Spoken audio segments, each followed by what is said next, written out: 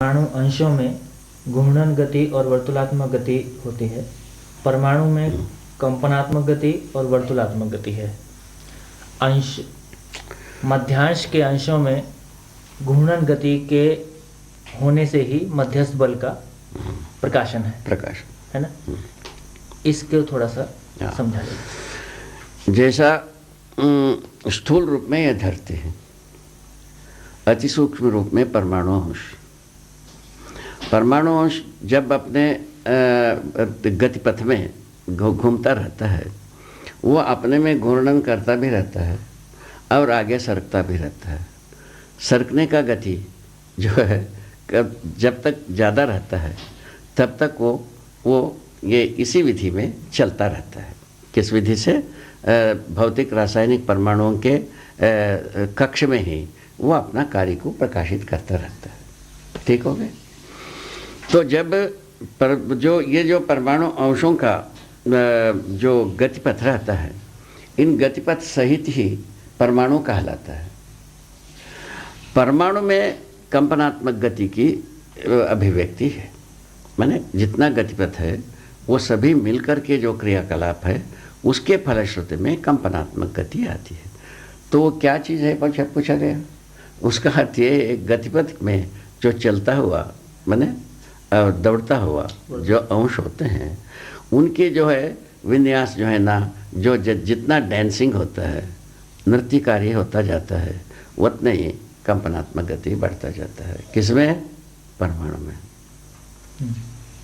एक प्रकार से नर्तन क्रिया का ही ये कंपनात्मक गति का अभिव्यक्ति है। घूर्णन गति में जो नर्तन होती है, वही कंपनात्मक गति के अर्थ को प्रकाशित करता है। इस ढंग से देखा गया तो वो जो है ना, जितना कम अंश कम परिवेश उतना कम कंपन, जितना ज़्यादा अंश जितना ज़्यादा माने परिवेश और अंश उसके अनुसार ज़्यादा कंपनात्मक गति को परमाणुओं में देखा जाता है। ठीक हो गए? तो इन आधारों को यदि हम पकड़ते हैं तब ये पता लगता है व्यवस्था करने में अंशों का एक खुशहाली को अनुभव किया जा सकता है। अंशों का भागीदारी में अंशों का खुशहाली ही उसका नर्तन है, ऐसा मेरा सोचना है। इस विधि से क्या हो जाती है, ये खुशहाली की अभिव्यक्ति है, पूरा अभिव्यक्ति, हाँ, ना कि और मातम मनाने की अभिव्यक्ति नहीं है अस्तित्व में। शोक मनाने की कोई अभिव्यक्ति अस्तित्व में नहीं है। तो ये शोक कहाँ से आ जाता है पूछने पर पता लगा मनुष्य ही अपने शोक को अस्तित्व में भी आरोपित करता है, जैसा अभी तक करते आया। शोक दुख से जो छूटने के लिए तो सारा को कर्म किया है धरती के साथ, और काय के लिए किया है, ऐसा इसका माने समीक्षा बनती है। इस बीच में यदि शुभ के अर्थ में यदि घटित हो गई वो बात का भी अपन गणना की है। अब आगे चल करके यही आवश्यकता है, इन सभी परमाणु में जिसको हम पहचान चुके हैं या अकस्मात आगे चल करके पहचान में आएगा, इन सभी से बनी हुई वस्तुओं को हम सदुपयोग करने के अर्थ में अपने मानसिकता को सजोने की आवश्यकता है। और एक प्रश्न था कि मध्यांश के अंशों में घूर्णन गति के कारण मध्यस्थ बल कैसे पैदा होता है? हाँ, कैसा पैदा होता है, ये जो कैसा पैदा होता है की बात नहीं, मध्यस्थ बल है, ये क्या है इसका मतलब? जो खुशहाली के रूप में इसको जो एक्सप्लेन करने की बात है, वो चैतन्य परमाणु के लिए कहें तो ठीक लगती है। चैतन्य परमाणु की बात जब हम कर रहे हैं तब तो खुशहाली और शोक दोनों की बात है ना, उस रूप में समझ में आती है। जब हम एक्सप्लेन करने जाते हैं, एक चैतन्य परमाणु किसी को परिभाषित कर रहा है या वो कर रहा है, तब तो ये ठीक लगता है। लेकिन उसके पहले पार्थिव परमाणुओं में कैसा कहा जाए, उसके लिए हमने जो पहचाना महाराज जी, व्यवस्था में होना एक खुशहाली है, क्योंकि मनुष्य जो है ना संवेदनशील संज्ञानशील है ही है। तो इसको यदि इन्वेस्ट करता है, यदि इसको दाव लगाता है, उस स्थिति में हमको ये पता लगता है कि ये परमाणु व्यवस्था में कितना खुश हैं, ये पता लगता है, हमको पता लगता है। तो यही अंश परमाणु के रूप में, परमाणु अणु के रूप में होकर के भौतिक रासायनिक क्रियाकलापों को जो संपादित कर रहे हैं, झाड़ के रूप में, पौधे के रूप में, फूल के रूप में, बीज के रूप में, माने तने के रूप में, और रूप में, जड़ के रूप में, सभी रूप में जो व्यक्त कर रहे हैं, ये इनमें सभी में कार्यरत जो अणु हैं, अपने खुशहाली के साथ ही वो रचना को पूरा किया है। और वो सारे अणु हैं, जो प्राणाणु हैं, वो मृतक होकर के उस अवशेष को यथावत बना के रखते हैं। क्या बात है ये! अवशेष जो परमाणु में, जो प्राण कोशाओं के रूप में बहुत सारे रचनाओं को करने के बाद जब वो झाड़ मर जाता है, वो सारे प्राण कोशाएं मृतक होकर के उसी में समाये रहते हैं। क्या बात! वो अवशेष रहता है, वो स्वयं में कितने बड़ी भारी मानव के लिए उपयोगिता के रूप में दिखा, कितने बड़ी भारी मैंने उपयोग किया आदमी ने। ये भी नहीं है उपयोग नहीं किया, ये भी नहीं है। जो जीवित रहते समय में खुशहाली, और वो झाड़ मरने की बात भी मानव के या धरती की खुशहाली का साधन। धरती के लिए जब साधन होता है, उर्वरक रूप में परिवर्तित हो जाता है। मानव के साधन के रूप में आता है, दरवाज़ा, कुर्सी, बेंच होकर के ये खुशहाली का आधार बनता है। इसको हमने देखा है, हर व्यक्ति देखा है। माने अवशेष भी खुशहाली का साधन है, ये मेरा यहाँ कहने की मतलब है। और झाड़ तो, पौधे तो अपना खुशहाली को व्यक्त करता ही। हर दिन नवीनतम विन्यास, हर दिन नवीनतम मुद्रा, हर दिन नवीनतम भंगिमा, ये सबको कैसा पैदा करता है? खुशहाली के बिना कैसा पैदा करोगे आप? हम क्या पैदा करेंगे? आप हमें यदि खुशहाली का मुद्रा, भंगिमा, अंगार को व्यक्त करना है, हर दिन नित्य नवीन करना है, हम अपने में कितना खुशहाली को व्यक्त करना होगा, आप एक बार सोच के देखो। हम करते ही हैं। अभिव्यक्त करने के क्रम में हम खुशहाली को ही अभिव्यक्त करते हैं। ठीक है। संकट को हम अभिव्यक्त करना भी नहीं चाहते हैं। हमारे में भी ये समाई हुई है। आपके सम्मुख कोई संकट को गाने की इच्छा रखने वाले कम हैं, संकट को गाने वाले कम हैं, और संकट खुशहाली को व्यक्त करने वाले अधिक आपको मिलते रहते हैं। हमको भी वैसे ही मिले हैं, आपको भी वैसे ही मिलेंगे। इसको क्या व्याख्या करोगे? अस्तित्व में खुशहाली का बहार है या मातम का बहार है? क्या कहेंगे? यदि खुशहाली का बहार है, हम प्रत्येक अणु में भी उसका नृत्य को देखना चाहेंगे। उसी क्रम में हमने अभी आपको इंगित कराया, ये परमाणु अंशों का जो एक नृत्य विधि से ही ये कंपनात्मक गति आता जाता है। ये कंपनात्मक गति होना किसका कारण है? होता कई के लिए है? कहा ये जीवन परमाणु में अंततोगत्वा कंपनात्मक गति ही वर्चस्वी हो जाता है, वर्तुलात्मक गति से अधिक वर्चस्वी हो जाता है। वहाँ तक पहुँचने के क्रम में ये बीज रूप है। ये ऐसा मुझको समझ में आता है। जीवन परमाणु में कंपनात्मक गति बढ़ने का जो कारण है, हाँ, वो यहीं से शुरुआत है। अंशों की संख्या का अधिक होना और तृप्त होना, और केंद्र में एक परमाणु अंश होना, केंद्र में एक अंश होना। हाँ, एक अंश। हाँ, ये इसी कंपनात्मक गति के आधार पर ही तृप्त परमाणु की माने घटना घटित हो जाता है। ये एक ऐसी व्यवस्था के रूप में इस धरती पर देखने को मिलता है। बाबा जी 3 प्रश्न हैं। अच्छा, एक तो केंद्र के मध्यांश में वो गति के, हाँ, बता रहे हैं उसको अभी जा रहे हैं। तो मध्य में जितने भी अंश रहते हैं जो पार्थिव परमाणुओं में, और जीवन परमाणु में एक ही अंश होता है। ये तो कल आज आप हम निश्चित कर चुके हैं। परिवेशों में जितना अंश होता है, बीच में उतना ही होता है भौतिक रासायनिक परमाणुओं में। ये बात आप हम स्वीकार चुके हैं। तो उसमें केवल घूर्णन गति ही होता है। एक अंश रहे चाहे 1000 अंश रहे, वो घूर्णन गति ही करते रहते हैं। तब तक कि ही उसका नाम है मध्यांश। घूर्णन गति से यदि विचलित होता है वो परिवेश में ही होगी। इससे क्या मतलब निकलता है? इससे अंशों का बढ़ती घटती हुई विन्यास को देखने पर लगता है कि अंश जब समाता है किसी परमाणु में, वो पहले बाह्य परिवेश में ही पहुंचता है, उससे उसके भीतर की परिवेश, उसके भीतर परिवेश जितना मध्य में पहुंचना है पहुंच जाते हैं। उनमें स्वयं में ही उस व्यवस्था क्रम में वो अनुपाती हैं। अपने को स्थिर व्यवस्था के रूप में व्यक्त करने के लिए अनुपाती हैं। क्या चीज़? परिवेशी अंश और मध्यांश। अनुपाती होने की विधि से वो स्वयं में व्यवस्थाकृत हो जाते हैं, स्वयं स्फूर्त विधि से व्यवस्थाकृत हो जाते हैं, व्यवस्था कार्य को संपादित करते हैं। कृत होने का मतलब, और व्यवस्था कार्य को जब संपादित करते हैं वो उस अंश के जितना संख्यात्मक अंश है, ऐसे परमाणु का आचरण अपने को बहुत ही विश्वासदायक विधि से मिलता है। उसको आप प्रयोग भी करते हैं, वह विश्वास को निभता है। ठीक बात हो गई? ये समझ में आ गए? नहीं आए? आ गई ना? हाँ। तो ये प्रमुख बात है। ये समझ में आने से क्या होता है, हर वस्तु को हमको व्यवस्था के रूप में देखने की नजरिया आती है। व्यवस्था को यदि बिगाड़ने के लिए हम प्रवृत्त होते हैं, हमारा ही समझ हमको नियंत्रित करता है। ये करने योग्य काम नहीं है। ये किस आधार पर आता है? मनुष्य जागृत होने के आधार पर आता है। भ्रमित रहने से क्या होता है?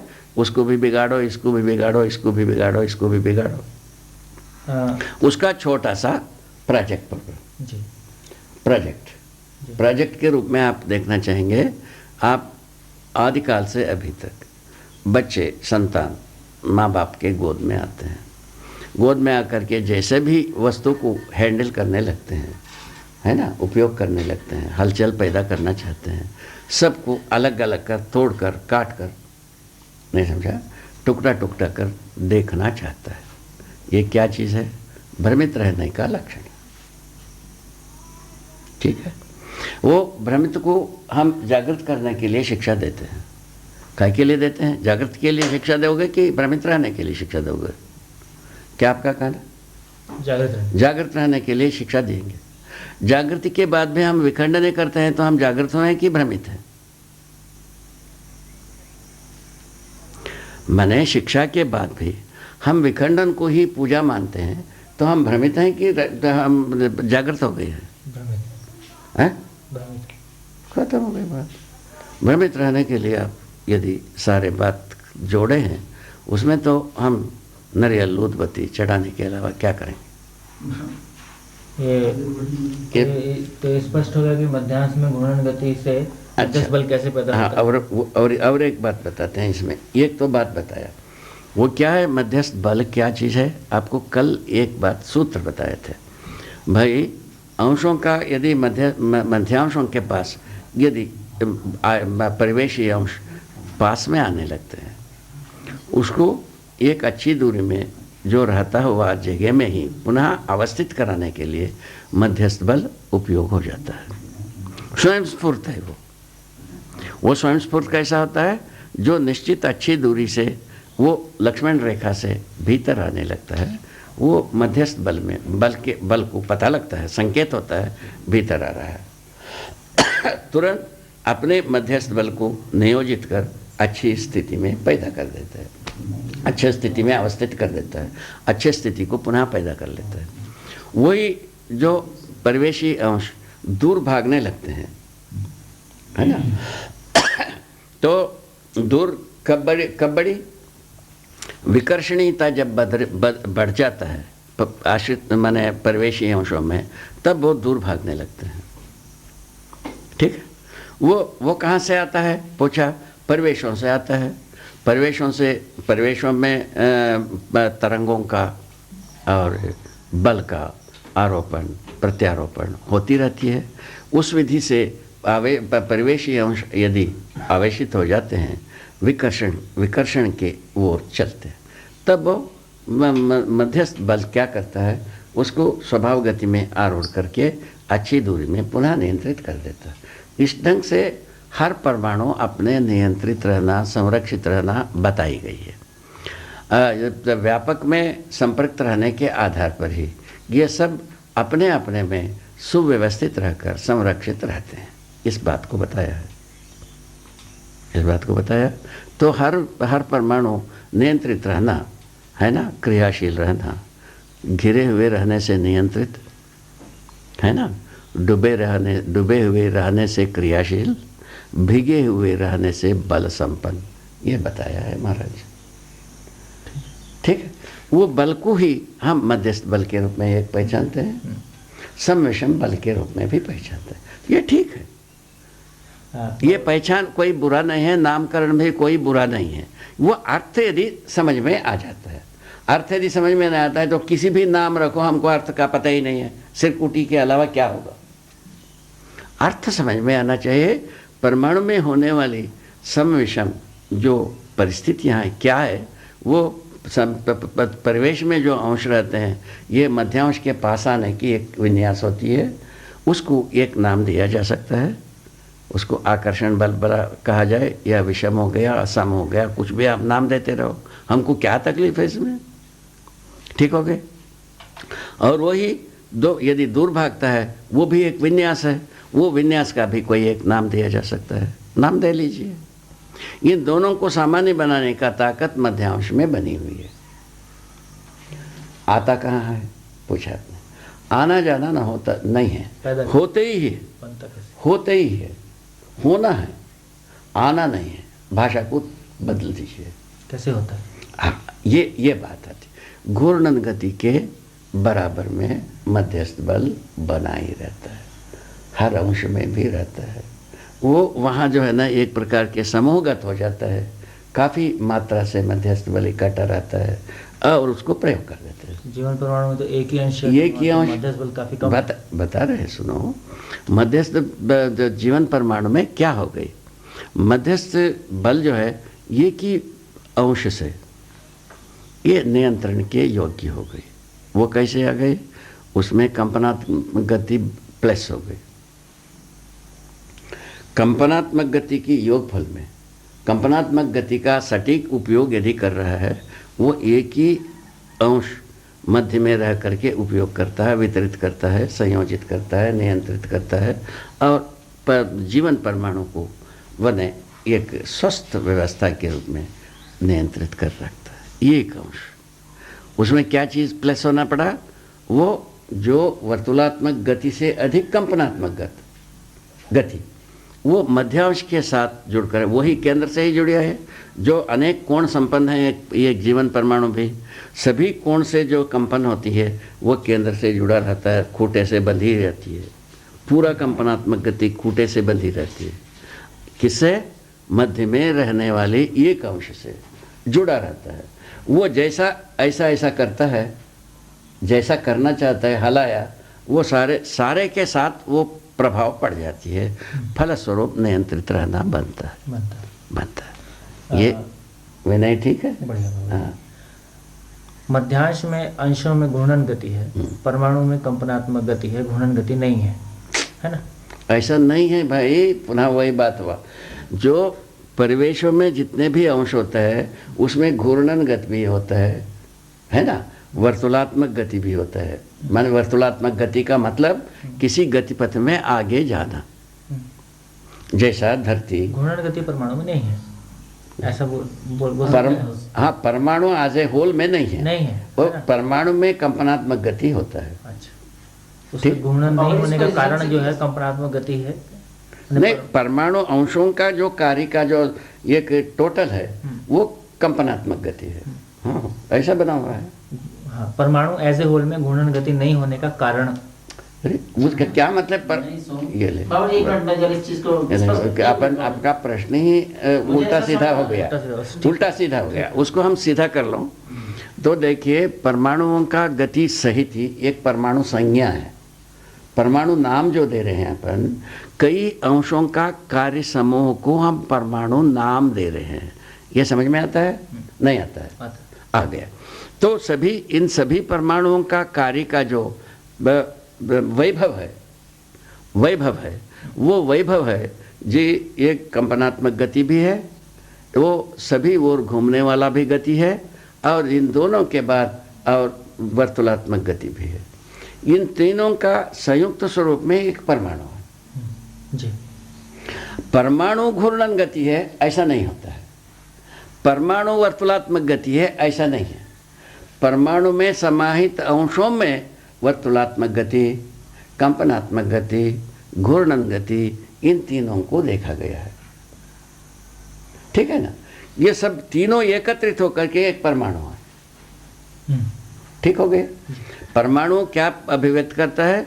घूर्णन गति को ये करता है, व्यक्त करता है, और कंपनात्मक गति को व्यक्त करता है, वर्तुलात्मक गति को व्यक्त करता है। इतनी ही बात है, छोटी सी काम है। जैसा इसको बड़े रूप में लाओ, धरती को, धरती अपने में घूमता ही है, अपने आगे आगे सरकता है, उसको हम उत्तर कहते हैं।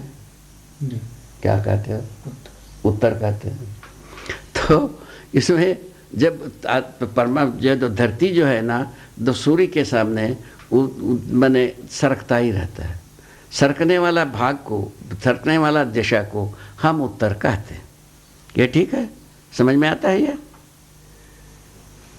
जो आगे आगे जाता है उस भाग को हम कहते हैं उत्तर। ये समझ में आता है? ये सूर्य के सभी ओर घूमता है, उसके बावजूद भी हम उत्तर कहते ही रहते हैं। ये समझ में आता है आपको? कुछ समझ में आता है? लगाइए बुद्धि, इसमें बुद्धि लगाए बिना समझ में नहीं आएगा। ये जो यहाँ से शुरू किया धरती, इसके चारों ओर घूमना है, घूमते घूमते घूमते उसका सिर यही है, आगे ही है। ये आगे के भाग को ही हम उत्तर कहते हैं। यहाँ आएगा तो भी उत्तर कहते हैं, यहाँ आएगा तो भी उत्तर कहते हैं, यहाँ आएगा तो भी उत्तर, यहाँ आएगा तो भी उत्तर। ऐसा चारों तरफ एक घूमते हुए धरती में आगे सरकने वाले जो भाग है उसको हम उत्तर कह रहे हैं। ऐसा मैंने देखा है। ठीक है, ये घूमता हुआ जो पृथ्वी है अपने में घूर्णन भी करता है, ऐसा पलटता ही रहता है। इसीलिए उदयास्त सूर्य के सम्मुख होता रहता है। क्या बढ़िया काम है। ठीक हो गई। अब रह गया कंपनात्मक गति। ये जो घूमते समय में अपने आप में डांसिंग भी करता है, अपने आप में नृत्य किया, वो कंपनात्मक गति आ गई। वो कंपनात्मक गति की अभिव्यक्तियां अपने ढंग से होता है, वर्तुलात्मक गति का अपने ढंग से अभिव्यक्ति होती है।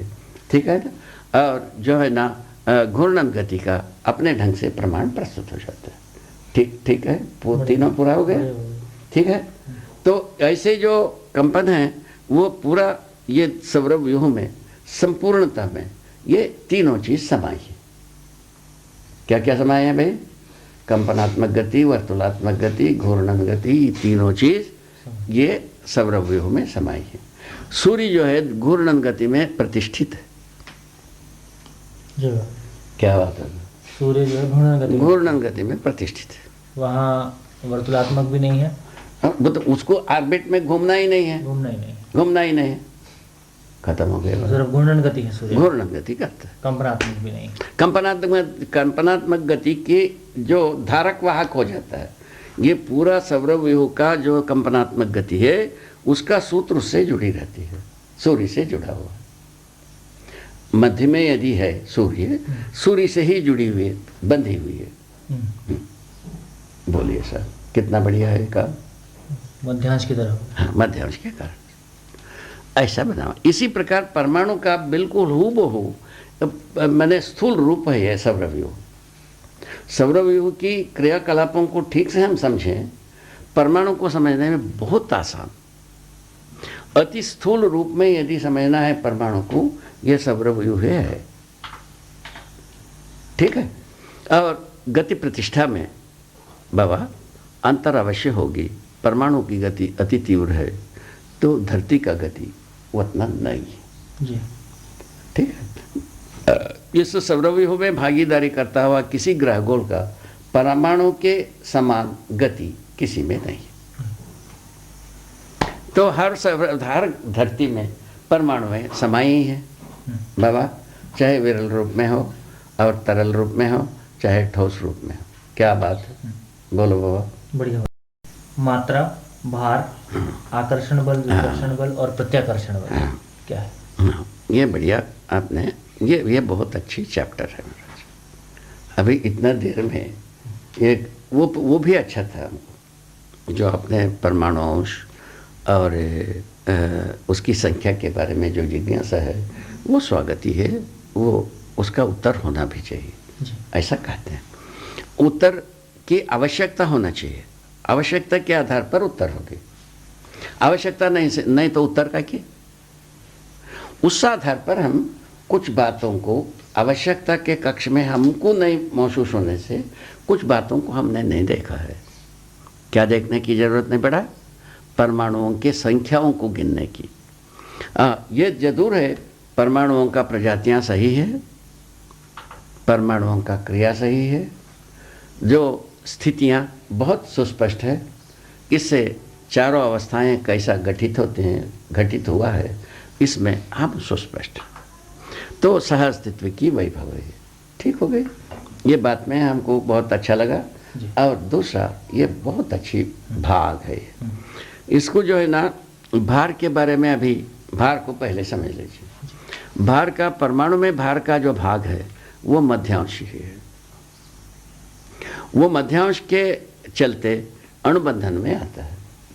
अणुबंधन में आकर के जो अणुएं जितना पास में हो पाते हैं, कितना दूर दूर में रह करके माने एक ढेमा बनते हैं, एक बहुत बड़ी भारी वो आकार बन जाते हैं। ये सब अलग अलग बनता है। तो आप झाड़ पौधे में भी देखेंगे, बहुत ठोस लकड़ी भी होता है, बहुत हल्की लकड़ी भी होती है। उसका रचना में जो है पोरासिटी ज़्यादा रहता है, एक अणु दूसरे के अणु के बीच में दूरियां ज़्यादा रहता है, यही पोरासिटी है। क्या बात है बाबा, क्या बात है बाबा। इसको आप लोग स्पेक्ट्रम कहते हैं आपके नाम से, ठीक है। ताना बाना, दो एक दूसरे के साथ जो रचना की परस्परता में जो ताना बाना एक दूसरे से थोड़ा सा दूर रहने से बीच में क्या चीज़ रहेगी? यही सत्ता, दूसरा कोई नहीं है। और दूसरे में कम जगह रहता है, वो दूरी कम रहता है, इसके बावजूद भी अलग होने की स्थिति में ही रहते हैं सब। इसके इसी विधि से जो विखंडन सफल हुआ बाबा, विखंडन विधि जो मनुष्य को हाथ लगी, जो बच्चों के लिए परिकल्पना आती है विखंडित करने का, वो कल्पना सार्थक हो गई। उससे जो उपकार हुआ, जो अपकार हुआ, दोनों घटित हो चुका है। उसके बारे में हम कुछ नहीं कर पाएंगे, दोनों डिमार्केटेड है। आगे दुर्घटना के स्थान पर सद्घटना के साथ हम चलने की आवश्यकता है, चाहे विज्ञानी हो, विज्ञानियों का विज्ञानी हो, उनको भी ऐसे ही आवश्यकता है। तो इस बात में हम बहुत स्पष्ट हैं, ठीक है ना बाबू। अभी भार का जो आधार है परमाणुओं का मध्यांश, ठीक हो गई, एक हुई। अभी परमाणुओं से रचित रचना का भार, परस्परता की बात कैसे हो गए रे, कैसे बनता है, कैसे बन गए परस्परता की बात। एक बड़े रचना, छोटे रचना, जैसा ये धरती सबसे बड़ा रचना, और ये हर पत्थर कंकड़ छोटे रचना। इस धरती के साथ भार का प्रदर्शन करता है। इसे इकाइयों की परस्परता में भार। हाँ, भार, परस्परता में भार। वो एक बड़े चीज, एक छोटे चीज के साथ, वो उसका ज्वलंत उदाहरण धरती में जितने भी वस्तु है वो सब धरती से छोटे हैं। धरती के आधार पर ये हर छोटे वस्तु अपना भार प्रदर्शन करता है। जबकि धरती को देखने जाओगे तो क्या होता है? शून्याकर्षण में है। क्या हालत हो गई? ये कैसे होता है? यही तो काम है। ये धरती जो बस स्पेस में तैर रहा है कि उसके खंभा लगाए रखे हो? स्पेस में तैर रहा है। बोल। इसमें सूत्र है कि व्यापक और इकाई की परस्परता में भार नहीं है। हाँ, इसको व्याख्या कर दीजिए। ये क्या है? इकाई अपने गति सहित शून्याकर्षण में स्थित हो जाए, पहुंच जाए, रह जाए, हो जाए, 3 फ्रेज है इसका, ठीक है। ये हो जाए, रह जाए, है ना, है ना, तो घटित हो जाए। ये जो इन फ्रेजों में जब शून्याकर्षण में रहता है, जब माने वस्तु, उसका गति उस समय में जैसा रहता है उसी गति उसका निरंतरता को प्राप्त करता है। उस गति के लिए ईंधन की जरूरत नहीं है। ऐसा कैसे हो पाता? ये क्या बनाए? इकाई, धन गति, धन शून्याकर्षण सिद्धांत से होता है। अभी वो कैसा घटित हो रहा है आपके सामने? घटित भी हो रही है। जैसा जितने भी अभी सैटेलाइट्स भेज रहे हैं, यहाँ से भेजते समय में आप ईंधन देते हो, उसमें एक गति भी बनाए रखते हो। उस गति से उस शून्याकर्षण में जा कर के पदस्थ हो जाता है। वो गति की निरंतरता बन जाती है। कोई ईंधन की व्यय उसमें होता नहीं गति के लिए। अब रह गया आपका आदान प्रदान के लिए जो चाहिए था ईंधन, वो सूर्य से मिलता रहता है। इस ढंग से व्यवस्था है। सूर्य से मिलने वाला ईंधन है, ऊष्मा है, वो शून्याकर्षण में रहने वाली हर वस्तु को मिलता ही रहता है। उसी प्रकार ये धरती को भी मिल रहा है। ठीक हो गई? माने ये स्वयं में एक बहुत बड़ा सैटेलाइट है, ये एक बहुत बड़ा आकाशयान है और बहुत बड़ी भारी एरोप्लेन है। ठीक है ना?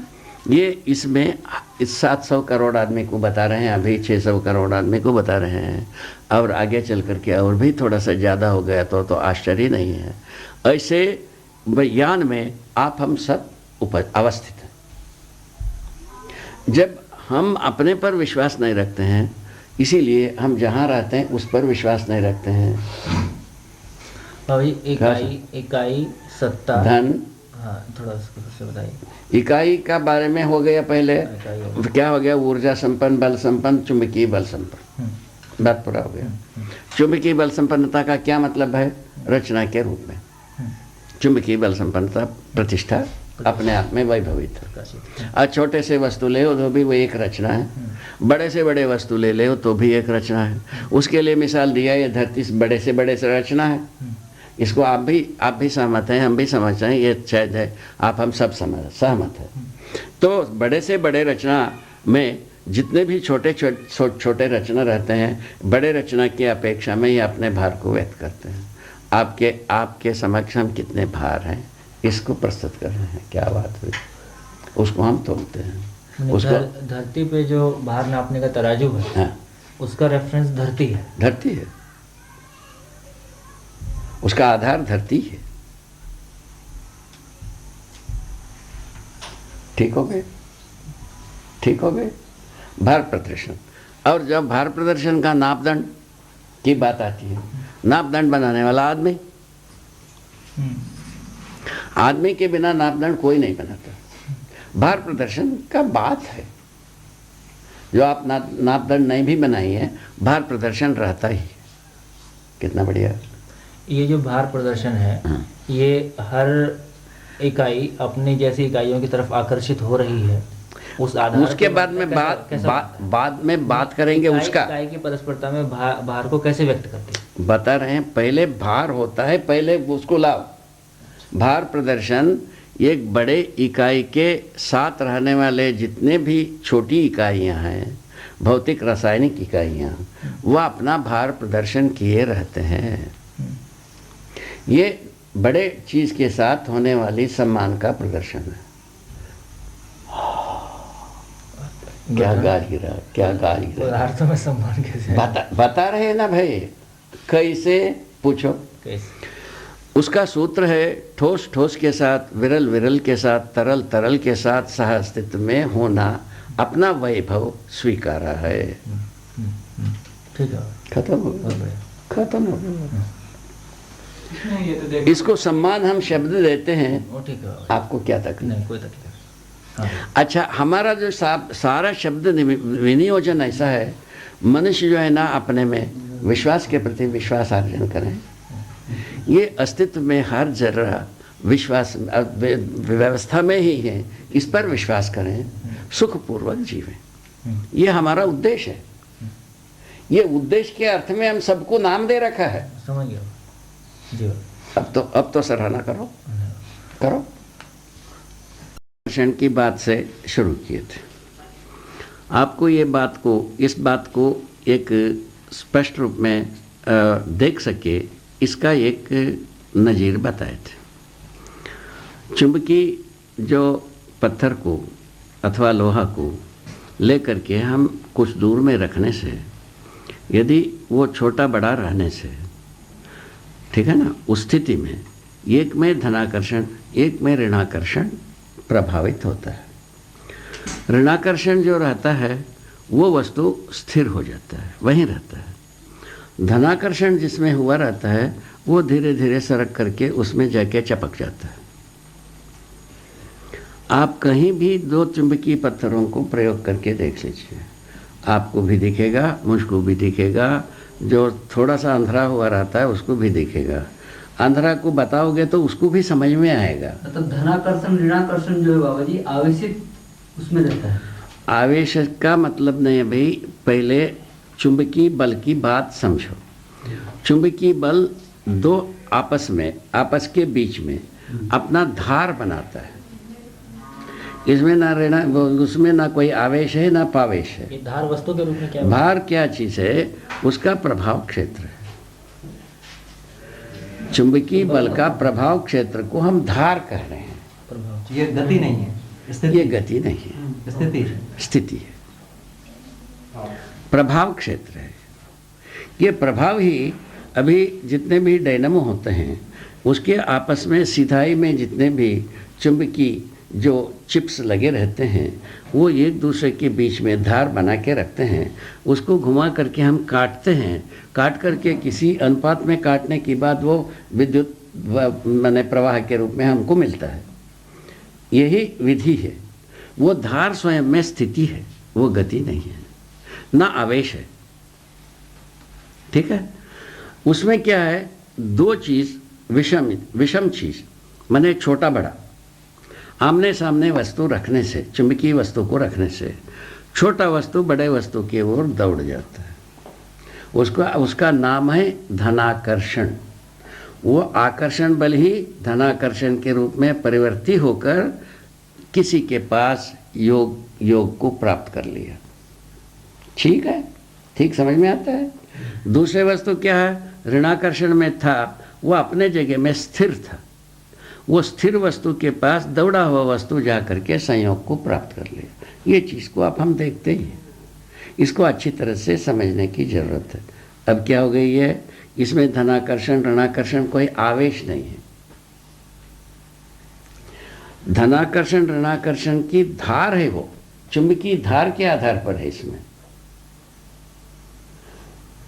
ऐसा कहेंगे हम लोग कि जो कम मतलब वो है छोटा है वो बड़े वाले की तरफ आकर्षित हो जाता है। इस आकर्षित हो जाने के आधार पर हम जिसकी तरफ आकर्षित होता है उसको ऋण में कहते हैं, जो आकर्षित हो जाता है उसको धन में कहते हैं। ठीक है, ये ठीक है ना। वही मैं भी कह रहा हूँ, और को उसमें आपके कहने में मेरे कहने में कोई अंतर नहीं है। हाँ। जो स्थिर रहता है ऋण में रहता है, दौड़ के आता है वो धन में रहता है। ऐसा मैं कहा हूँ। हाँ, यही चीज़ आप कह रहे हो।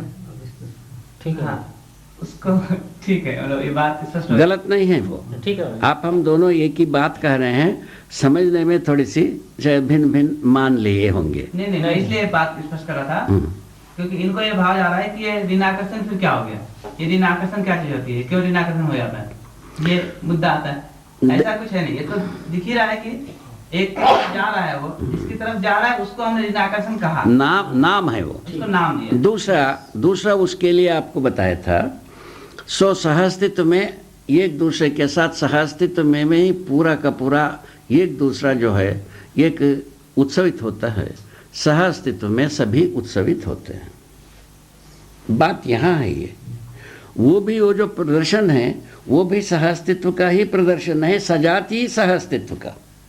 क्या हालत हुई, पुनः इसमें क्या हो गए, सजाती सहअस्तित्व की बात आई। उसमें भी लघु गुरु की बात है ही।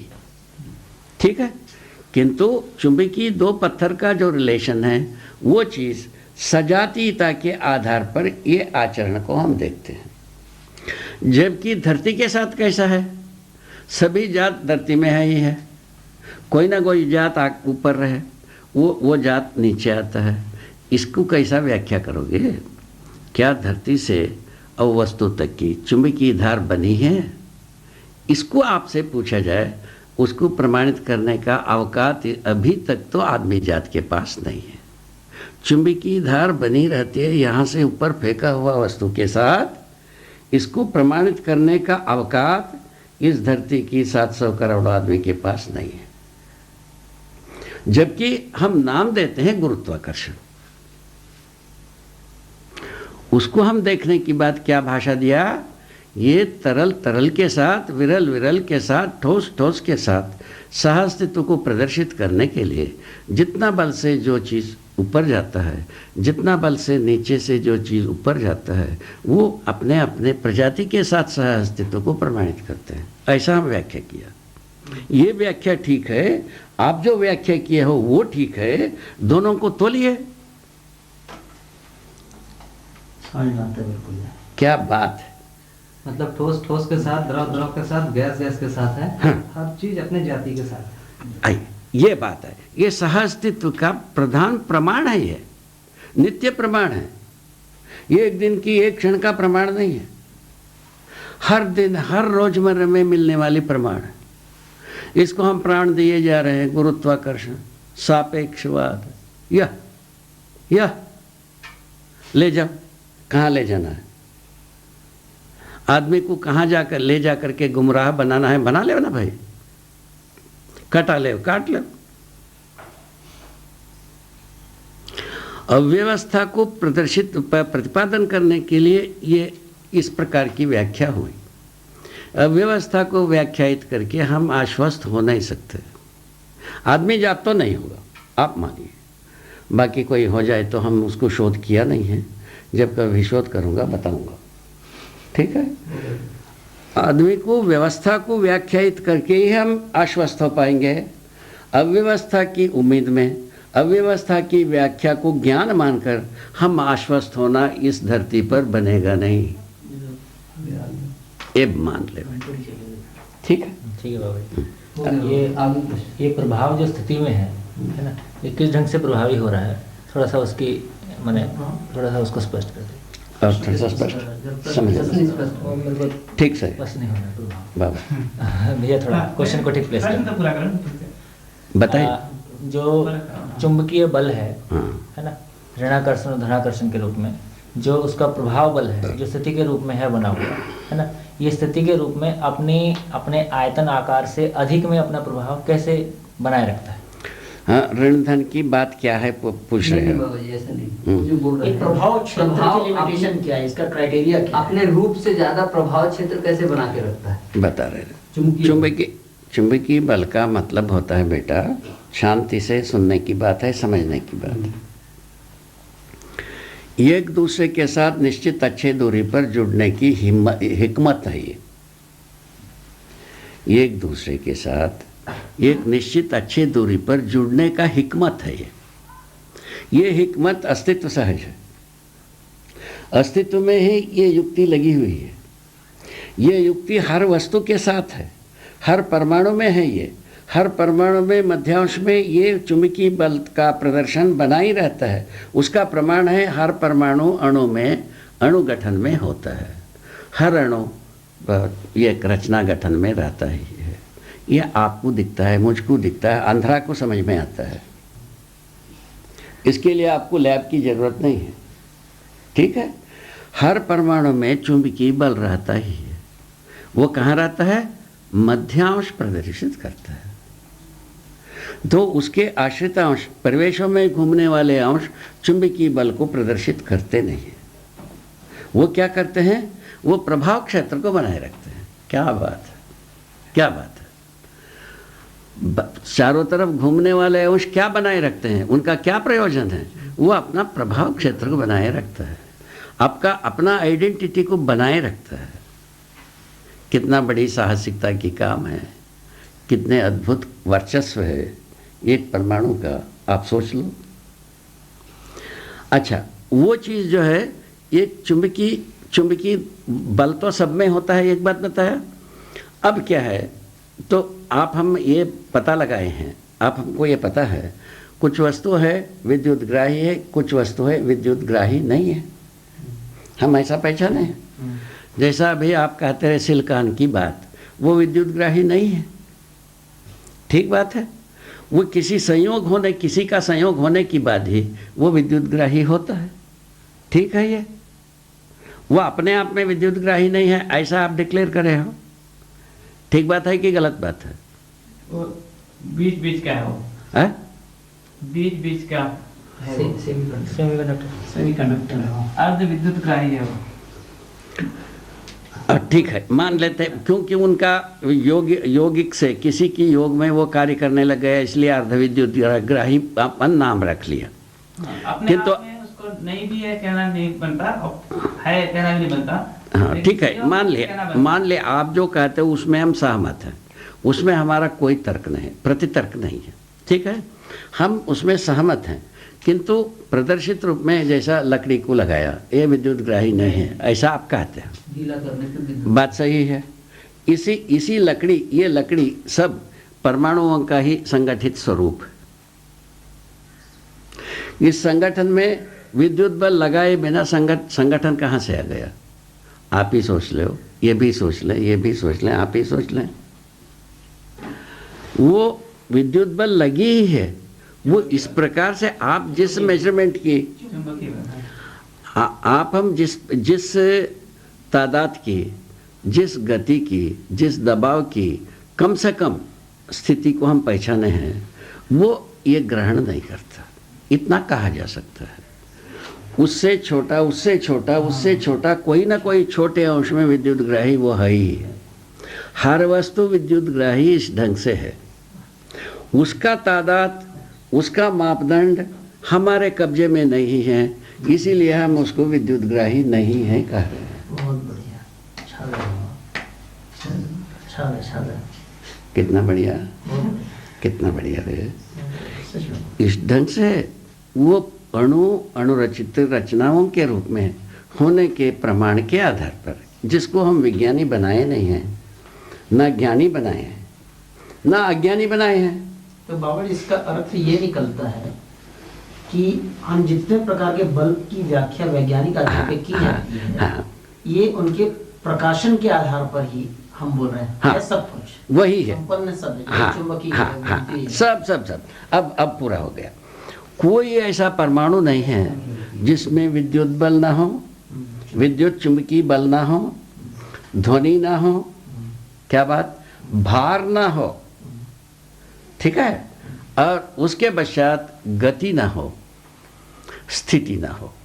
ऐसा कोई एक परमाणु को आप हम पहचान नहीं सकते। ये सभी तमाम वैभव एक परमाणु में ही निहित है, ठीक है ना। तापमान, अच्छा, ताप रहता ही है, ताप रहता ही है। विद्युत, चुंबकीय बल, भार, ताप, ध्वनि, ये पांचों चीज एक परमाणु में निहित रहता है। तादाद की बात आती है, हम जो जितना अपना एक प्रकार से व्यवहार में लाने के लिए जितना तादाद की जरूरत है, वो तादाद में नहीं रहता है, वो बात अलग है। जैसा परमाणु ज्ञान होता है, परमाणु को व्यवहार में व्यवहारित नहीं कर पाएंगे, कर पाओगे? नहीं कर पाएंगे। परमाणु का आदान प्रदान करोगे? नहीं करेंगे। किंतु परमाणु के बारे में हम बहुत सारा चर्चा भी करते हैं, ज्ञान भी रखते हैं, उसके वैभव के ऊपर यकीन भी करते हैं, उस ढंग से हम फलित भी होते हैं। ये भी नहीं है मैं ये कुछ करने में कम है, ऐसा नहीं कर रहा हूँ, ये सब फलित भी होते हैं हम, ठीक है। इस ढंग से जो एक अभी जितने भी बलों की हम पहचान किए हैं, वैज्ञानिक विधि से, अज्ञान विधि से, ज्ञान विधि से, कुछ भी हम बल को पहचान पाए हैं, वो सारे बल एक परमाणु में ही विद्यमान हैं, जो हम जिस वस्तु को विद्युत ग्राही मानते हों चाहे नहीं मानते हों, सब में ये चीज़ निहित है। तादाद की अंतर है, इसमें दूसरे तादाद है, इसमें तीसरे तादाद है, चौथे तादाद है, ये होते ही है। ये किस आधार पर तय होता है? उस आधार पर है, परमाणु के अंशों के आधार पर परमाणु का बात आती है। अंशों का संख्या भेद से उसका जो वजन वगैरह में अंतर आ जाती है। ये तो स्वाभाविक बात है ना भाई, नहीं है? परमाणु अंशों का संख्या भेद हो गया तो वजन में भेद हो गया, और संख्या भेद हो गया, वजन में भेद हो गया, तो कार्य फल को स्वयं में रखने का अधिकार भिन्न हो गए। कार्य फल का अपने में बनाए रखने के अधिकार भिन्न हो गए। इस आधार पर भिन्न भिन्न दिखता है।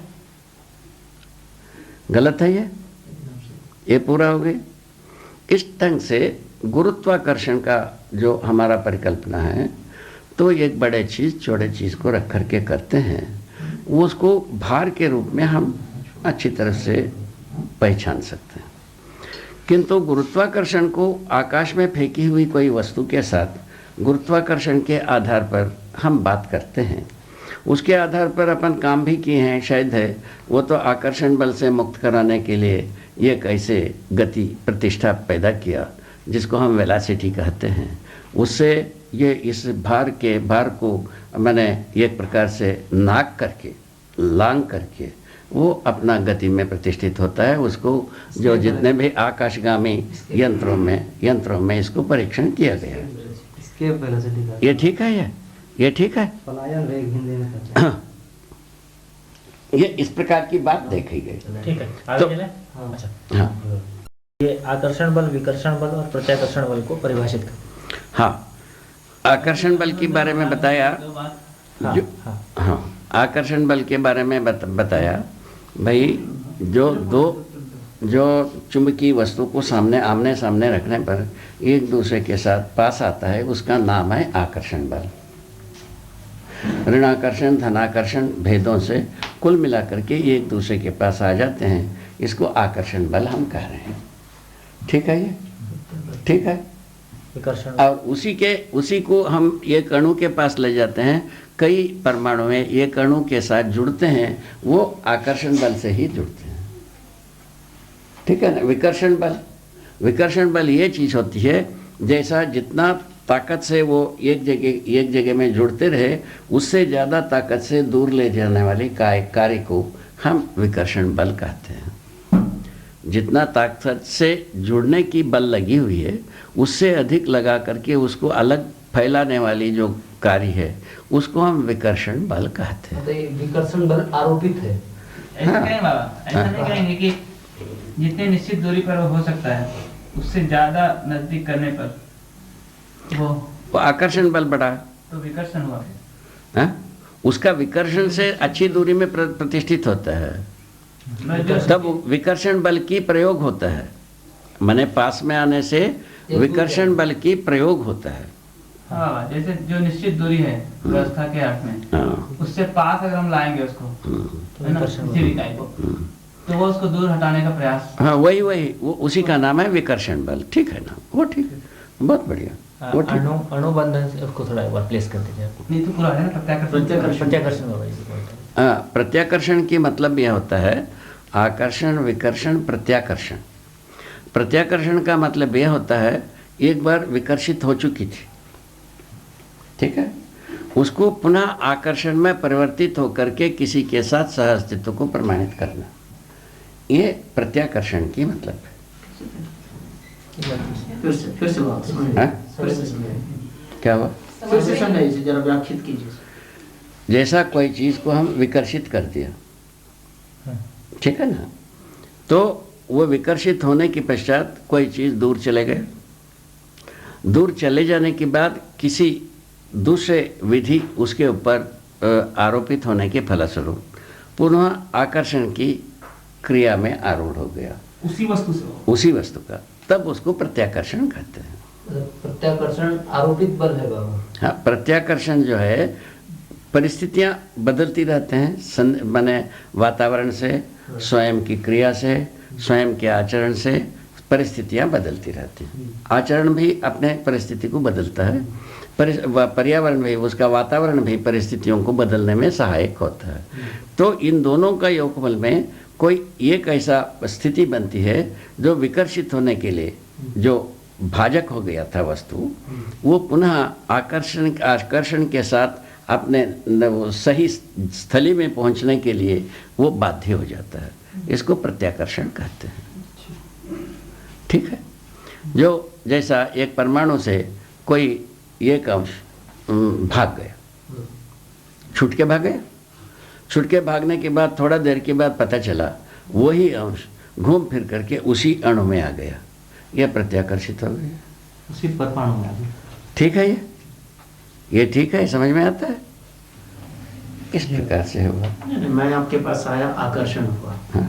फिर दबाव उसमें बाहर गया तो विकर्षण हुआ, और पुनः मेरे अकल ठिकाने आए तो फिर आकर्षण। हाँ, ऐसे प्रत्याकर्षण हुआ, ऐसे ऐसे बहुत बढ़िया।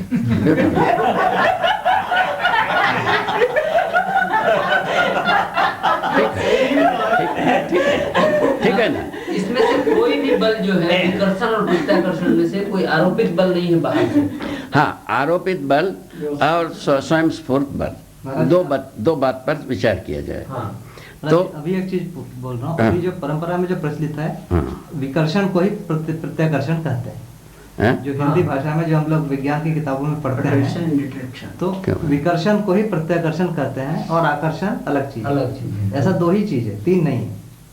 अच्छा, ऐसा ठीक है, ठीक है। अब आप दो ही मानते हैं तो उसमें भी कौन सा अपना वो चले जाता है, जड़ कुछ नहीं तो जाता आप जो है, बोले जड़वत वो नहीं दो है। ही। अभी आप जो बोले हैं वो है दो ही, इसे विभिन्न अलग उसको डिफाइन करेंगे। अभी जो शब्द का प्रयोग करते हैं उसका अर्थ संगत विधि से हमने प्रस्तुत हुए, ठीक है ना। वो वस्तु के रूप में कैसा, क्रिया के रूप में कैसा, आचरण के रूप में कैसा काम करता है, उसके ओर हमारा दृष्टिपात है, उस विधि से हमने बता दिया। अच्छा, आपका मानने में हम कोई हस्तक्षेप करने वाले नहीं हैं, आप कुछ भी मान लीजिए। आप पूछेंगे जिस शब्द के आधार पर वस्तु को, उसको हम इंगित कराएंगे, ठीक है ना। जी बाबा जी, अणुबंधन से भार या भार से अणुबंधन, थोड़ा क्वेश्चन प्लेस करेंगे। हाँ, भार बंधन से अणुबंधन। क्वेश्चन प्लेस करेंगे। भार बंधन से, भार होने के आधार पर ही अणुबंधन में आता है हर एक परमाणु।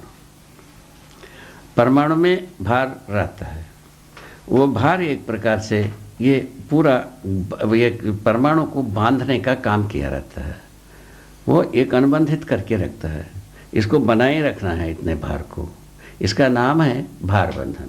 तभी मध्य में जकीरा बनता है भार के लिए, उसको बनाए रखना है। आश्रित परमाणु जो चारों तरफ घूमते हैं उनका भी उसमें भागीदारी है, बीच में जो काम करते रहते हैं उनका भी भागीदारी है, इन पूरे परमाणु का भागीदारी है वो भार को बनाए रखना। मतलब परमाणु गठन होने का नाम ही है भार बंधन। ऐसा, बस खत्म हो गई बात, एक ही बात, इतना ही बात। मुझे लगता है फिर परिभाषित करना चाहिए, आप एक बार उसको मतलब भार बंधन को फिर से परिभाषित करना चाहिए, क्योंकि इसके पहले जो आपसे जा रहा था भार बंधन से, वो ये था कि जब हम किसी वस्तु को रोक रहे हैं उसकी अपनी जो स्थिति बनने वाली थी उससे, जैसे कोई ठोस पदार्थ को ले, हम उस ठोस पदार्थ को धरती में पहुंचने से रोक रहे हैं, उस समय जो आपको बल लगाना पड़ता है उसको भार कहा गया। ठीक है, ठीक, ये परिभाषा, हाँ वो ठीक है। जो आप अभी भार कह रहे हैं उसको फिर ठीक से परिभाषित होना चाहिए, हाँ। कि वो क्या आशय है। देखिए सुनिए, उसको देखेंगे, अगर उस भार को परिभाषित करेंगे तो अणुबंधन से भार बंधन होता है, ऐसा दिखाई पड़ता है ना। हाँ, जो देखिए अणुबंधन हो रहा है तो भार को फिर दोनों में रिजल्ट एक ही मिलता है। बाबा दो शब्द आ गया, एक में भार आया, एक में भार बंधन आया। हाँ, पहले ये- बार में भार शब्द आया, अभी भार बंधन आया। तो ये भार बंधन को परिभाषित किया जाए। क्या दोनों वस्तु के रूप में क्या है? वस्तु के रूप में दोनों अलग लगते हैं ना। हाँ, वो उसको थोड़ी सी ध्यान से समझने की बात। अभी अपन परमाणु की बात कर रहे हैं, बात सही है ना, पिंड की बात नहीं कर रहे हैं। पिंड की क्रियाकलापों को हम जितना आसानी से समझ पाते हैं उतना आसानी से परमाणुओं का क्रियाकलाप को समझने के लिए थोड़ी सी और ज़्यादा महन बुद्धि लगाना पड़ेगा, ऐसा मुझको लगता है। तो उसको आप सोच लीजिए, आप लोग तो माहिर रहे हैं, तो इसमें क्या है, अणु में तो अपन, परमाणु में तो ये अपन मान लिए हैं, आप हम सब ये समझे हैं मध्य में अंश होता है, उसके चारों तरफ चक्कर लगाने वाले अंश होते हैं, ये बात को मान लिए हैं। अब ये भी अब हम माने हैं कि भाई चक्कर लगाने वाले हैं, उनमें कोई भार होता नहीं है, ये भी मान लिए हैं। अब भार का बात कहाँ है, बच्चा पूछा, मध्य में जो जकीरा बना रहता है यही भार का वह द्रव्य है। अब बंधन कैसे हो गया पूछा, इन भार को बनाए रखने के लिए सारा चक्कर लगाए रहते हैं।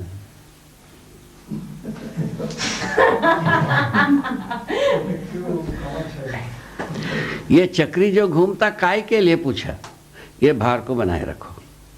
इस परमाणु के अर्थ में यही भार बंधन है। भार के साथ ये सभी घूमने वाले, जो परिवेश में घूमने वाले अंश हैं, वो सब अनुबंधित रहते हैं, इसको बनाए रखना है। जब कभी ये बनाए रखने में कमजोरी करते हैं, बीच वाला पुनः बनाए रखने के लिए ट्रेनिंग देता है। इतनी तो बात है, छोटी सी बात, इतनी तो कथा है महाराज जी। इस कथा के अनुसार परमाणु में भार बंधन होता है, अपन स्वीकार सकते हैं। एक तो ये बात हुई। उसके बाद अणुबंधन की बात आती है। ऐसे भार बंधन से संपन्न परमाणु में एक जगह में होते हैं, उसको अणुबंधन कहते हैं। अणुबंधन का मतलब क्या है, ये भार सब एकत्रित हो गए, 1 2 3 4 10 हज़ार करोड़ अरब परमाणुओं का भार एक जगह में हो गया, उसका नाम है अणुबंधन। ठीक है। अणुबंधन में जो परमाणु माने भार बंधन जो चीज, उसको पहचानने के लिए हम भौतिक तुला को बनाना इतना आसान नहीं है, वो गणित से ही उसके बारे में भाव को लाना पड़ेगा मेरे अनुसार, है ना। कोई ना कोई क्यूब स्क्वायर में कितने परमाणु हो सकते हैं, पहले वो मेजरमेंट, एक इतना अंश की परमाणु में कितना भार, उतने को तोलने पर एक स्क्वायर को तोलने पर जितना होता है उतने संख्या में बांट देना। इस गणित से हम एक तालिका बना सकते हैं। उसके लिए भौतिक तुला बना करके तुम तोल देव कहोगे, परमाणु तोलने में नहीं आएगा। अणु और अणुरचित कोई ना कोई पिंडे तोलने में मिलेगा आपको। ये व्यवहार में जो हमको मिलता है वो माने परमाणु के बाद की कई अवस्था को नापने के बाद ही हमको व्यवहारित होने के लिए वस्तु मिलता है। ये बात को हम विश्वास करना चाहिए, और होता इतना ही है। ठीक है, ये ठीक है, गलत हो गई, इसको थोड़ा और ध्यान दूंगा। है? इसको थोड़ा और ध्यान देकर देखूंगा, और ध्यान देने की जरूरत। ये इसको जटिल की प्रसिद्ध वैज्ञानिक मान्यता क्या है इस मामले में? मेरे भी ठीक से जो याद आता है। देखिए अभी तक जो है उसके आधार पर तो यह है कि ये जो भार बंधन की बात हो रही है एक परमाणु में, है ना, वो और जो अणु रचना बनकर पिंड तक जा रहा है ना, उसका जो भार है वो दोनों जुड़ा हुआ है ना? बल्कि जो अभी आप कह रहे थे कि एक निश्चित आय वो लेकर, है ना, उसमें जितने परमाणु है उसकी संख्या गिनेंगे, उसका पूरा भार लेंगे, उससे भाग देंगे तो एक एक का भार बंधन। इस ढंग से अणुबंधन से भार बंधन का वो प्रतिपादन होता है, अनुमान होता है। वास्तविकता में होता क्या है, वो भार बंधन से ही अणुबंधन प्रमाणित रहता है। ये बात सच्चाई है, रहता ऐसा है, हम गणना ऐसा करते हैं, ऐसा सोचना चाहिए। ये साधारण है शायद, ये ठीक। हाँ ठीक है। अच्छा, इसमें कोई खास प्रतिकूलता भी हमको नहीं दिखता। जो होने को हम आपका पैर से सिर तक नाप लिया तो क्या बुरा हुआ, और पैर सिर से पैर तक नापना क्या हुआ, नाप लिया तो क्या बुरा हुआ। तो दोनों में से तो हमको एक ही तो मिल रहा है, रिजल्ट तो एक ही मिल रहा है। बाबूजी आप कुछ और बोल रहे हैं। कुछ और बोल रहे हैं जरा। जो वैज्ञानिक अवधारणा आज की प्रचलित है उसके आधार पर मैंने सारे केमिकल रिएक्शन होते हैं उस आधार पर मैं जानता हूं। अब जरा उसका एक्सप्लेन कर दीजिए। बावलिया जी का कुछ और कहना है बाबा, तो रहेगा, सुन लेते हैं। बताओ ना, थोड़ा सा बताओ, ज्ञान अर्जन करो फटाफट, चलो। ठीक है, मैं इसमें ये कहना चाहता हूँ, एक तो ये बात हो गई ना जिससे से आप इसको देख रहे हैं कि भार है ना, एक एक परमाणु में भार है, मतलब भार बंधन के कारण, उसके कारण फिर अनुबंधन है परस्परता में। बात है, ठीक है, ठीक है। उसके कारण फिर पिंड बनता है, ये सब पूरा क्रम चलता है। और इसलिए अगर उसको हमको भार बंधन को नापना है तो हम पहले पूरे भार को नाप लेंगे, उसमें उस पिंड में जितने परमाणु हैं उसकी संख्या का बस ऐसे भार बंधन बना लेंगे। बात ठीक हो गई। एक तो ये क्रम मतलब इस तरह से देख सकते हैं, इसको देखने में कोई कठिनाई ऐसी दिखती नहीं है ना। दूसरी तरफ से जो भार का कंसेप्ट अभी देखते हैं ना, वो ये है कि दो परमाणु या अणु या अणुरचनाएं है ना, आपस में मिलकर एक गठन बना रही है ना। उस गठन की एक निश्चित दूरी है ना, उस दूरी को आप बनने से रोकते हैं। हाँ। उस समय जो बल आपको लगाना पड़ता है उसको भार के रूप में परिभाषित किया गया। ठीक है, ये तो तराजू वराजू की बात में आ गए। वो ठीक है, वो ठीक है। ये बहुत जो है ना ऊपर आकर के बहुत स्थूल रूप में हम इसको ऐसा पहचानते हैं और सूक्ष्म रूप में गणितीय रूप में पहचानते हैं। एक्चुअल अस्तित्व में होता है उसको भार बंधन को परमाणु में पहचानते हैं। व्यवहार क्रम में जो भार है ना, वो सेकंड वाला है, और तात्विक क्रम में जो भार है वो भार बंधन, वो भार बंधन। यही बनता है। यदि सद्बुद्धि से सोचा जाए तो रूट पूरा इसी में हो पाता है। ठीक है। परीक्षण विधि बॉन्ड क्या होता है? प्रस्थापन विस्थापन से अणुबंधन ही तो है। एटॉमिक जो अणुबंधन ना, अणुरचना, अणुसंरचना की बात, अणुसंरचना को ही बॉन्ड बोलते हैं। नहीं, वो तो मॉलिक्यूलर स्ट्रक्चर हो, जिसके कारण अणुसंरचना होती है उसको बॉन्ड बोलते हैं, जिस परस्परता के कारण। ठीक है, समझने जाएंगे। ठीक है। अणुरचना में भी ताना बाना बनता होगा, उसको बॉन्ड बोलते हैं, उस सिस्टम को बॉन्ड बोलते हैं। हाँ ठीक है। ये जो एक दूसरे परमाणु में जुड़ने की प्रक्रिया को आप कोई नाम देते हैं, ठीक है, वो दीजिए ना। अणुरचना होता है, ये बात सही है। अणु से रचित रचनाएं होते हैं, ये सही है। इसके बाद इसके बारे में क्या क्या तकलीफ है? आप कुछ और बोलिए। हाँ, बोलिए ना भाई, बोलिए।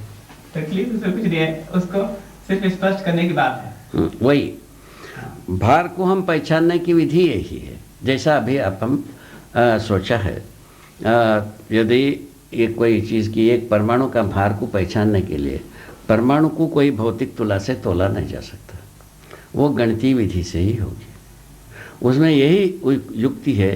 कोई भी एक मैंने क्यूब है ना, एक क्यूब को छोटे से क्यूब, उसमें से कितना परमाणु हो सकता है उसको गणितीय गणना, उतने भाग में उतने एक क्यूब की तोल को बांट लेना, यही तो परमाणु का तोल है। और कौन सा तोल निकालोगे? यही तोल निकालोगे। हाँ, बस हो गया, खत्म हो गया बात। अच्छा, ये हुआ गणितीय विधि से वहाँ निकाला। यहाँ जो है ना तराजू से तोल करके हम तोल निकाल लिया। बाबा तो ये होगा ना कि परमाणु का जो तोल है वही उसका भार बंधन है। हाँ, परमाणु का जो तोल है वही वो उसका भार है, भार बंधन। भार और भार बंधन, तो भार बंधन के बारे में आपको समझाया ना। पूरा परमाणु में जितने भी अंश है उसको संरक्षित कर रख के रहते हैं। ये भार बंधन है। ये भार बंधन का मतलब वो पूरा परमाणु का उद्देश्य है उसको बनाए रखना, इसका नाम है भार बंधन। तो वही जो है भार में, वो भार के रूप में हमको गणित से मिलता है। हाँ, वो हो गया। अब वो हो गए, उसके बाद जो है ना धरती के साथ पुनः आता है। उसके बाद जैसे ही हर वस्तु ठोस के साथ, विरल के साथ, तरल के साथ सहअस्तित्व में होना रहता है, उसको बीच में रोकिए, उसका भार निकलता है। ये आ गई वही विधि से जितने भी गैसेस का भार है आपको वैसा मिल रहा है। अब पानी का तो भार मिलता ही है, वो पत्थर कंकड़ का भार मिलता है। अब क्या चाहते हो? अब कौन सा अपने पास चाहने की वस्तु रह गई? इसमें कुछ और भी आप थोड़ा। हाँ, इसमें कहते हैं जो गैस वाली बात है ना, उसके भार के संदर्भ में तो पुनर्विचार करना पड़ेगा, क्योंकि अभी तक जो गैस के भार का कंसेप्ट है ना, वो इसके साथ ठीक नहीं बैठेगा। उसमें हम लोग को उसको पुनर्परिभाषित करना पड़ेगा। क्योंकि अभी जो गैस के हिसाब से देखेंगे अगर, तो कोई हाइड्रोजन के बैलून को अगर हम वजन करने जाएंगे तो नेगेटिव वेट देगा। तो हम अगर उसको इस तरह से परिभाषित करते हैं कि जिस स्थिति में उसका होना बनता है उससे होने में रोकने में जितना हमको बल लगाना पड़ता है वो भार है, तो पॉजिटिव में आ जाएगा। तो उसको ठीक से हम एक्सप्लेन कर सकते हैं। बहुत बढ़िया, ठीक है, ठीक तो कह रहे हैं। भार के लिए वही उससे वो परिभाषित होता है, क्योंकि निगेटिव भार तो हो नहीं सकता किस चीज का। किसी भी सह अस्तित्व को अवरोध करने के लिए जो बल लगता है वो भार है, उसका भार वो फिर पद में वो अपने को काउंट करने में आ जाएंगे। इस विधि से गैस का भार निकल जाएगा, ऐसा भैया बोल रहे हैं। अभी तक क्या था, निगेटिव बोलते थे, गैस के भार हो सकता होगा। अभी भी गैस का भार निकालते हैं, तराजू को उल्टा बनाते हैं, पर उसको निगेटिव बताते हैं ना। हाँ, बताना तो जैसा गुरुत्वाकर्षण सुनिए तो सही। अभी जो है सिलेंडर में LPG आती है, उसमें 15 किलो लिखा रहता है, 10 किलो लिखा रहता है, 20 किलो लिखा रहता है, कुछ भी किलो लिखा रहता है। डेंसिटी बढ़ाने पर वो की तरह होता है। हाँ जी, वो खाली सिलेंडर में भरने की बाद तोलने पर जो मिलता है उसको वो लिखे रहते हैं। हाँ। बात सही है। तो वो तो वही है जो गुरुत्वाकर्षण के आधार पर परिभाषित है। बस हो गया। लेकिन उसको हम अगर शासित के आधार पर परिभाषित करें, हाँ? उसको अगर हम अनुबंधन के आधार पर परिभाषित करें तो जो उसके विरल के साथ होने की जो प्रवृत्ति है उसको रोकने में हम जितना बल लगाते हैं उसको भार कहें, तो फिर गैस के भार को भी ठीक से परिभाषित ये सटीक हो गया ना। वो ठीक है ना, गैस के साथ क्या आपत्ति हुआ? हाँ। देखिए इसमें तो अच्छा हो गया ना। अच्छा, बढ़िया हो गया, बढ़िया हो गया और परिष्कृत हो गया, परिष्कृत हो गया बाबा, इस विधि से परिष्कृत हो गया।